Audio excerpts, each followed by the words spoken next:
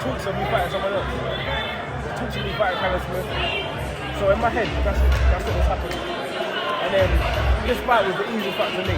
Because of my character and who I am, when this fight got offered to me, I took it straight away. So I said this in the past before, people talking about, no one wanted to fight Benavidez at the time. It got offered to me, I took it within seconds.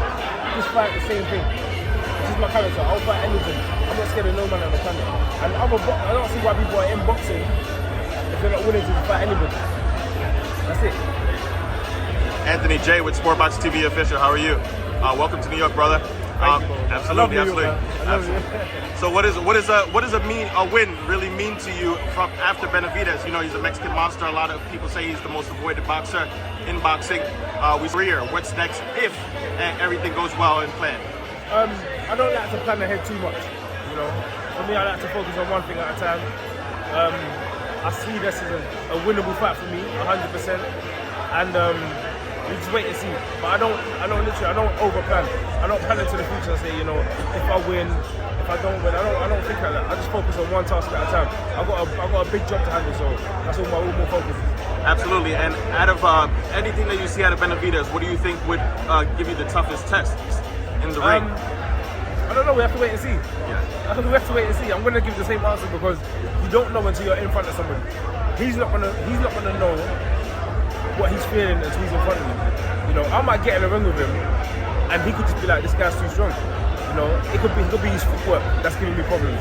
It could be I land early. Like, we don't know. That's the excitement about boxing. But one thing that's guaranteed is that for both of our characters and our fighting style, I can tell we're both very, I wouldn't say egotistical, but we're very, we like to entertain. We always go for the knockout. I feel like that's why this is such a good matchup. Absolutely agree. Taking it from there, what do you think about Canelo and Crawford? Fantastic fight. Yeah, do you think it's a 50-50? What's your take, and who do you predict will win fight? I think, based on recent performances, it's definitely a 50-50. Based on the weight, then you lean towards Canelo. Based on resume, you will lean towards Canelo. But an undefeated fighter, like at the caliber of Crawford, it's hard to go against him. You know, every time he's fought big fights, he steps up to the plate. When he's in the 50-50 fights, he looks at his best. So I feel like because of this challenge, you're probably going to see the best Crawford. But at the same time, you know, that Mexican pride in Canelo and the skill set, you know, he's not going to want to lose his fight. Absolutely. Thank you. Yarde, obviously they call this guy the monster, you know. There's a lot of respect between me and Benavidez, but I know what he brings to the table. Similar to Benavidez, so you're going to get the best version, and the best version is capable of knocking out anybody.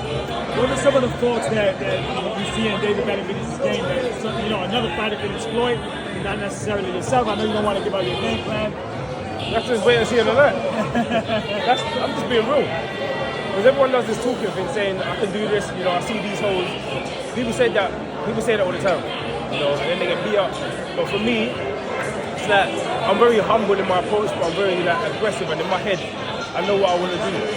So I feel like if I just suppress everything and release it on the night, we'll see. You feel like you don't have to back up. You have to come forward with David, push him back and show him that you're more man than him, and then maybe you'll get the respect and he'll have to back off. I think, you know what it is? I think with boxing, you only know what you get in the ring. You know, I could be doing something and it could force him to go backwards. He could be doing something, I'm going backwards and it's working. So I'm going to keep, you know, pivoting, going in the back foot, whatever. I'm going to do the things that he's uncomfortable with, and he's going to try and do the same. So I think it's just boxing.